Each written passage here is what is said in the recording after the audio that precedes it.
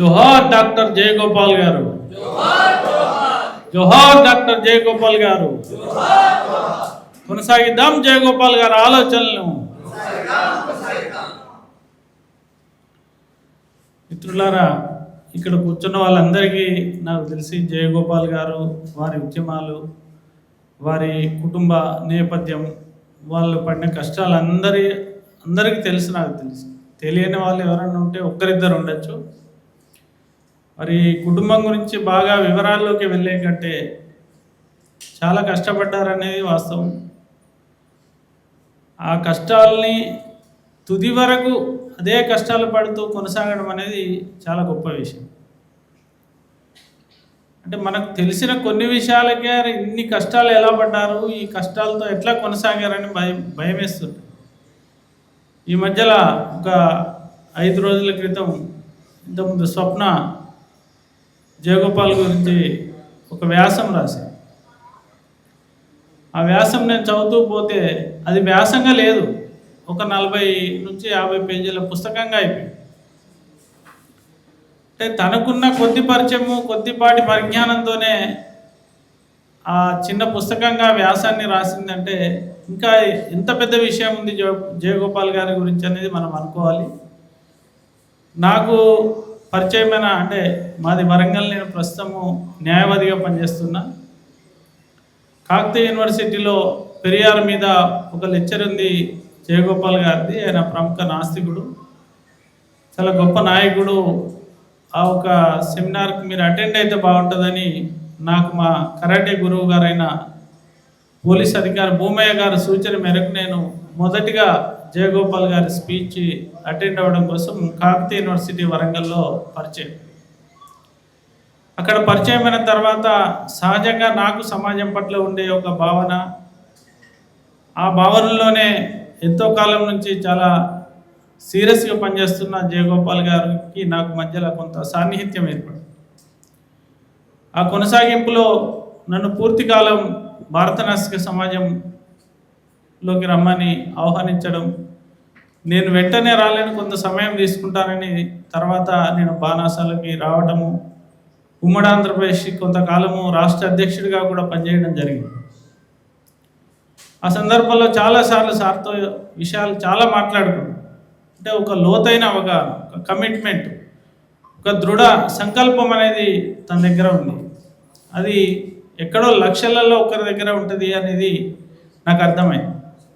ఆ క్రమంలోనే పెరియార్ జీవితం గురించి, అంటే ఆయన ఎవరితోనైతే ఇన్స్పైర్ అయ్యాడు, రవణ పొద్దున మాట్లాడుతూ చెప్పాడు, ఒక చెత్తకుండిలో ఒక పేపర్ ఇట్లా గాలికి ఎగిరిపోతుంటే దాన్ని చూశాడు, ఏదో ప్రింట్ అయి ఉన్నది, ఇది ఏంటని చూస్తే అది పెరియార్ రాసిన ఒక వ్యాసానికి సంబంధించిన ఒక పాత పేపర్.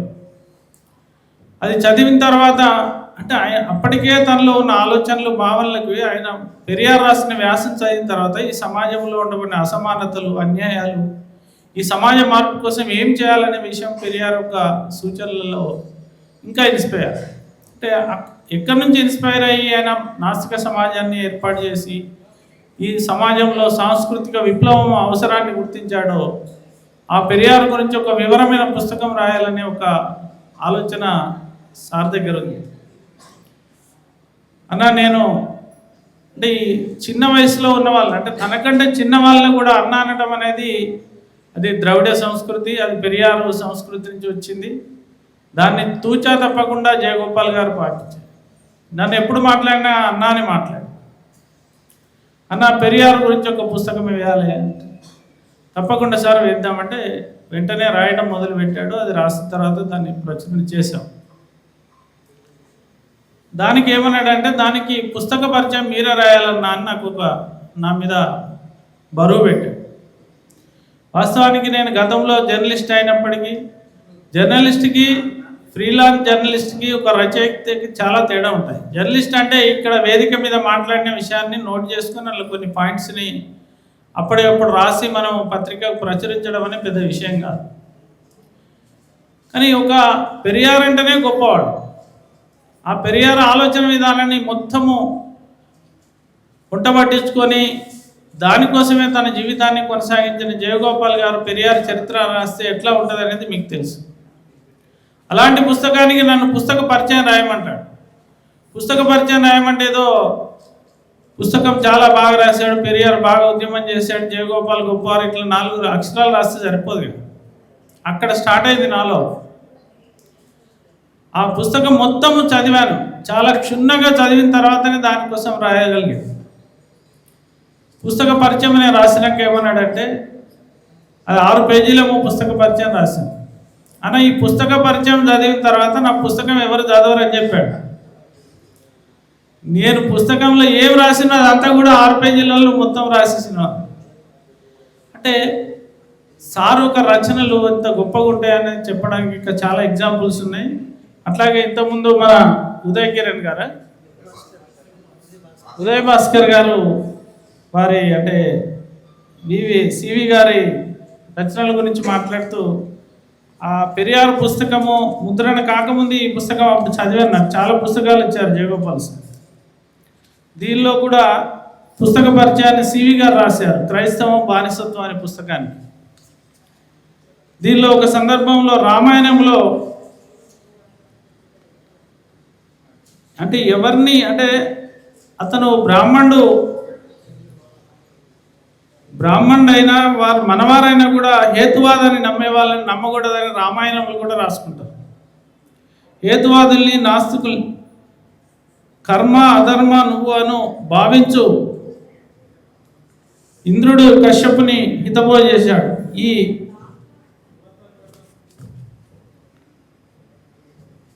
హేతువాదుల్ని నాస్తికుల్ని దూరంగా ఉంచమని చివరకు బ్రాహ్మణుడైనా కూడా శిక్షించాలని రామాయణంలో భీష్ముడు ధర్మరాజుకు బోధిస్తాడు.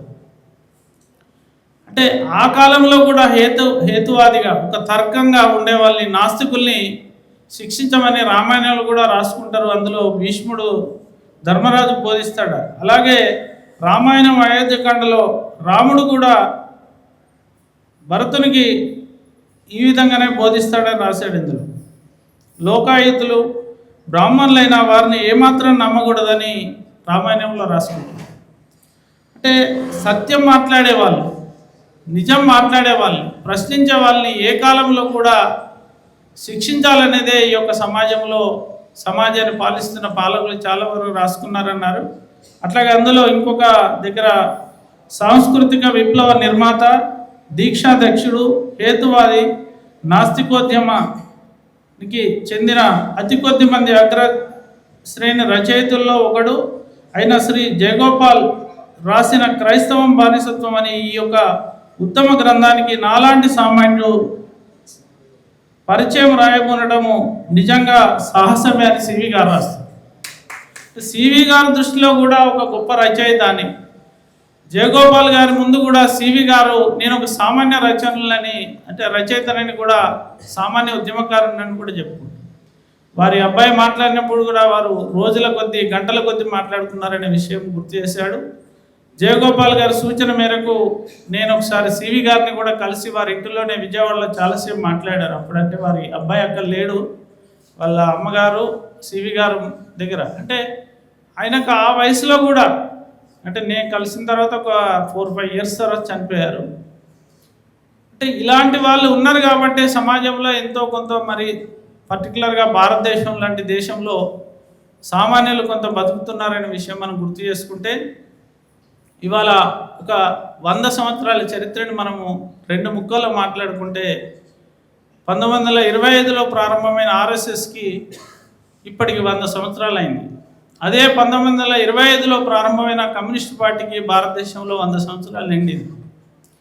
మరి ఇలా ఆర్ఎస్ఎస్ తీసుకున్న ఆలోచన మార్గం ఏంది, దాని యొక్క సిద్ధాంతం ఏంది?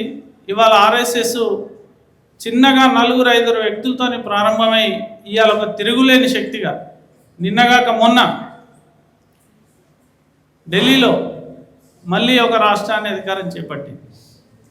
మరి ఆర్ఎస్ఎస్ ప్రజలకు వ్యతిరేకమైన ప్రజల మీద అంటే అజ్ఞానాన్ని అసమానతల్ని ఆసరా చేసుకొని అధికారంలోకి రావడానికి ఇలా 100 సంవత్సరాల్లో భారతదేశంలో తిరుగులేని శక్తిగా మిగిలింది. అదే 100 సంవత్సరాల్లో భారత కమ్యూనిస్ట్ పార్టీ ఇవాళ మనము నక్సలైట్లు అనుకున్నా, ఇవాళ పీపుల్స్ వార్ అనుకున్నా, మావోయిస్ట్ పార్టీ అనుకున్నా కూడా వాళ్ళందరూ కూడా ఆ మార్కెట్ సిద్ధాంతం నుంచే బయటకు వచ్చారు. మరి ఈ 100 సంవత్సరాలలో ఆ ఒక వర్గం ఏ పరిస్థితిలో ఉంది? ఇది ఒక ముఖ్యమైన విషయం. దీన్ని మనం మాట్లాడుకోవాల్సిన అవసరం ఉంటుంది. ఈ విషయం అర్థం చేసుకొని, ఇది అర్థం కాకుంటే నాస్తికత్వం అర్థం కాదు, జయగోపాల్ గారు అర్థం కాదు, సివి గారు అర్థం కాదు. జయగోపాల్ గారు, సివి గారు ఒకటే చెప్పేది, అన్ని ఉద్యమాల కంటే పునాదిగా సాంస్కృతిక ఉద్యమం జరగాలని చెప్పారు. మనిషిని ఒక సాంస్కృతికంగా, ఒక విలువలుగా, నైతిక సమాజాన్ని నిర్మించుకుంటే మనకు అన్నీ ఆటోమేటిక్గా సమసిపోతాయని చెప్పారు. కానీ ఇవాళ అజ్ఞానం మీద, అసమానతల మీద ఆధారం చేసుకొని రాజకీయాలు చేసిందేమో తిరుగులేని రాజకీయ శక్తిగా మారింది. అదే పేద ప్రజల హక్కులు, కష్టాలనే విషయాల్ని ఆసరా చేసుకున్న కమ్యూనిస్ట్ పార్టీ ఇవాళ నామరూపాలు లేకుండా పోయే ఒక స్థితికి ఏర్పడ్డది. అంటే వారు కూడా ఈ ప్రజలకు, అంటే ఈ భారతదేశ ప్రజలకు కావాల్సిన వాస్తవ సిద్ధాంతాన్ని, ఆలోచనల్ని, ఒక సాంస్కృతిక విప్లవాన్ని, కుల నిర్మూలనని ఇవాళ కమ్యూనిస్ట్ పార్టీ పట్టించుకోలేదు.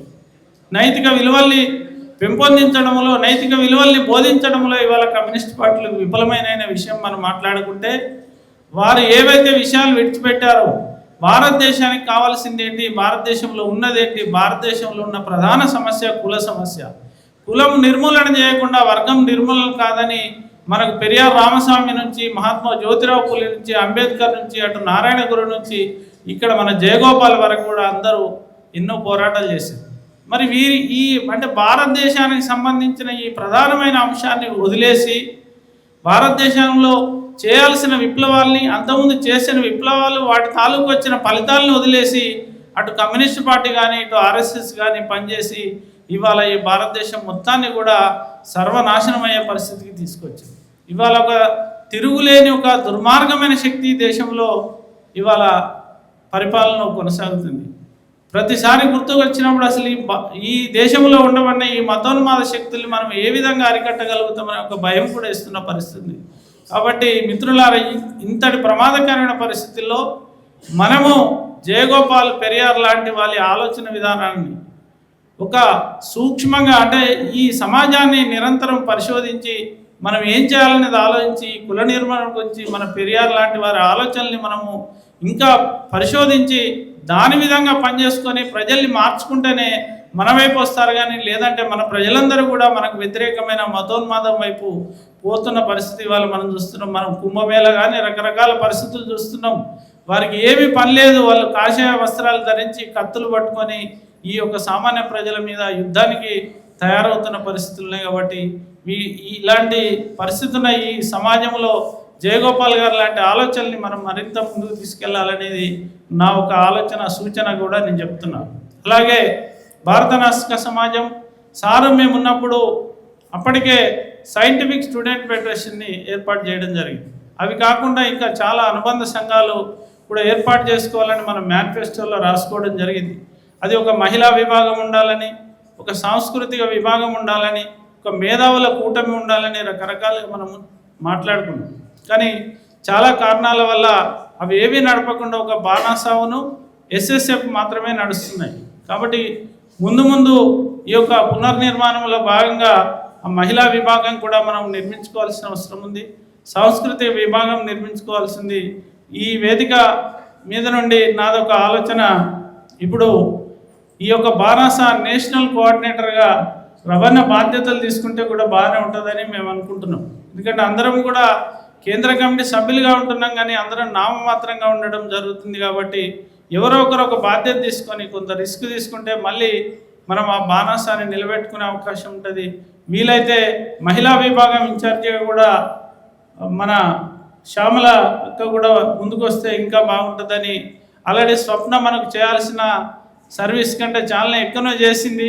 ముందు అవకాశం ఉంటే స్వప్న చేస్తుంది, లేదంటే అది చేద్దాం.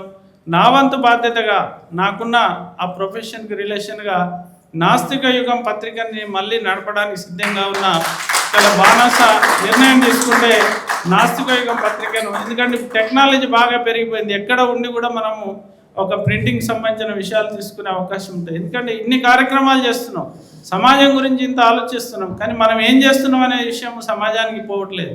అందుకని నాస్తిక యుగం పత్రిక నడపడానికి నేను బాధ్యతలు తీసుకొని సిద్ధంగా ఉన్నా. అలాంటి పునర్నిర్మాణం మరి కొంత చేసి జయగోపాల్ గారి ఆలోచన సిద్ధాంతాన్ని ముందుకు తీసుకెళ్లాల్సిందిగా ప్రతి ఒక్కరిని పేరు పేరున విజ్ఞప్తి చేస్తూ ముగిస్తున్నాను.